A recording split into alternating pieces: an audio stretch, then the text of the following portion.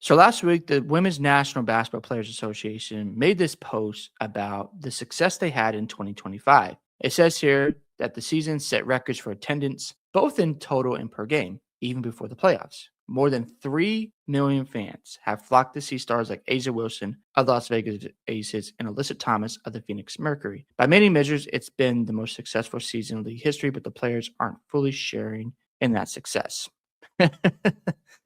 Oh man, this is fun. I'm gonna go back to this again. Go out in public. Do you see anybody wearing an Asia Wilson jersey anywhere? Like, let's be for real. Is there any fans out there rocking an Asia Wilson jersey? She's been in the league for years now. She's won 3 championships. I don't see nobody wearing an Asia Wilson jersey. Let's go to Alyssa Thomas. She's 33 years old. Been in the league for a while. Who's wearing her jersey? Nobody. This is just crazy talk. You can't just be this ignorant if you're the players and act like Caitlin Clark has not helped bring viewership to the WNBA. Because if they have built up so much interest, why are y'all in a position asking for more revenue? The reality is nobody really cares outside the hardcore fans. It's a small minority. And until they actually take ownership and accept the reality of where they're at, then this is going to be an ongoing problem from the Players Association. It's just funny to me how they have dissed Caitlin Clark over these last 2 years. I understand she had injuries this year. It was definitely a rough patch for Clark, and I hope she can get healthier and just remind the world of why fans tuned in and watched Caitlin Clark. Because without her presence, this league is just in the dumps right now. Let's just be honest. You need a player to help get eyeballs, and she was doing that. And to act like she had no impact in this process and to act like viewership didn't have any type of decline when Caitlin Clark got injured is ludicrous and is disrespectful. And Caitlin Clark's going to be professional. She's not going to say anything about it because she wants to be part of the WNBA. She's made it very clear that she doesn't want to play anywhere else. But I'm telling you, if this continues to go on and the deal isn't done, then I think she's going to get frustrated. I think she needs to leave at this point. It's just ridiculous what the players do here. And they're trying to change the narrative and force it like, oh, yeah, people watch because of these 2 players. Really? Are we kidding here? Like I said, if you look at jersey sales, it's not even close. If you look at merch sales, it's not even close. Caitlin Clark has that in the bag. It's night and day difference. I'm not seeing people wear their gear from Thomas and Asia Wilson. I don't see it because the average fan doesn't tune in. The reason why they know about the WNBA is because of Caitlin Clark. Narratives matter. And where did Caitlin Clark play? Oh, yeah, she played in Iowa. It's a basketball town. Where's she playing in the WNBA? The Indiana Fever. Oh, yeah, Indiana is a basketball town. Why not take full advantage of that? The reason why a team like the Golden State Valkyries outperformed teams like Vegas and Phoenix in attendance because they are a basketball town. And also on top of that, the Golden State Warriors are no longer there. Shout out to the fans because they love basketball. So it's like, why don't we talk about that? But no, you got to try to force these players that fans don't care about.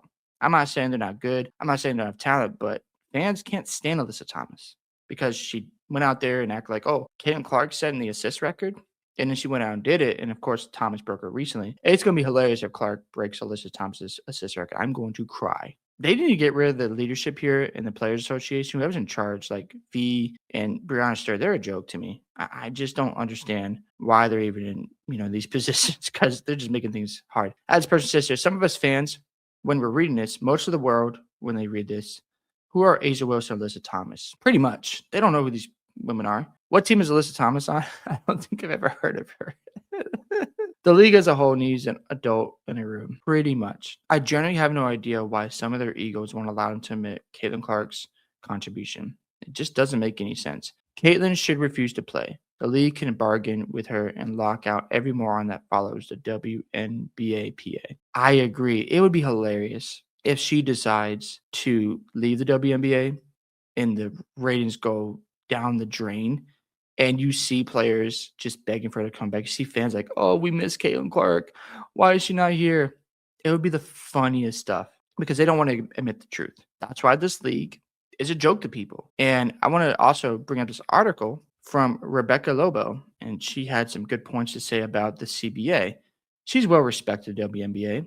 She has issues with how the players are handling the situation. So let's see what Rebecca said here. After knowing that the CBA deal that's currently on the table for players looks like a pretty amazing deal. It seems like the sides are further apart than they should be, though, for this point in time. I'm hopeful they'll come together. So they're added, some of the rhetoric I've heard from their side has been a little bit troublesome. When a deal is presented that's over $1 million max salary, so you're going to get a raise in this CBA deal, and revenue share is called a slap in the face. Just dumb by the players. Like, just use different words, and I'm worried the players might begin to a point where they might be losing some of the support from the public. Oh, it's already there. Fans have been turned off by these players. And I think that has been a big part of this all along. Lobo then noted that when the players don the pay us what you use us or owe us, I should say, shirts at the 2025 WNBA All-Star game, it felt like the support for them was 100% from the fan base. And it was, but the way things are heading now, the language they're using as these negotiations have gone on, it feels like some of the fan support is waning. I think some of it has just been the language and the verbiage and that sort of thing that we've heard from the Players Association. I think the players just need to be a little bit more careful with how they're articulating things. Yeah, they probably want to consider how they're just representing the league right now. It's just a bad look. If you're working whatever job, a max salary of 1.2 million, average salary of $500,000, if you don't think it's fair, that's fine, but don't call it a slap in the face. Exactly. You're still going to raise, should be happy with that. You can go overseas and play for Project B, get more money there, or like Nafisa Kader with Unrivaled. There's some conflict of interest here for sure. And like, you can still get paid in both leagues. So you have your WNBA, they extend the games, get more money, get your raises. You keep building from there. But yeah, what they're doing here, they're just probably making the owners and Adam Silver and Kathy Engelbert really upset. And they're just going to stay mute. You haven't heard a thing from them. They're keeping things short and sweet. They want to get a deal done. And you get the players crying. You got them super loud. And it just shows you they can't be serious at all. Because even if you get a deal done, if we have the same issues this regular season where the referees aren't good and the product is still hard to watch without, playing faster pace and we're in the low 70s, fans are not going to stick around. And you got no one to blame but yourself. Hope you guys enjoyed the video today. I want to hear your thoughts about what the Players Association are saying about Alyssa Thomas and Asia Wilson garnering millions of views. Do you agree or disagree? Don't forget to like and subscribe to the channel. And I'll catch you on the next one.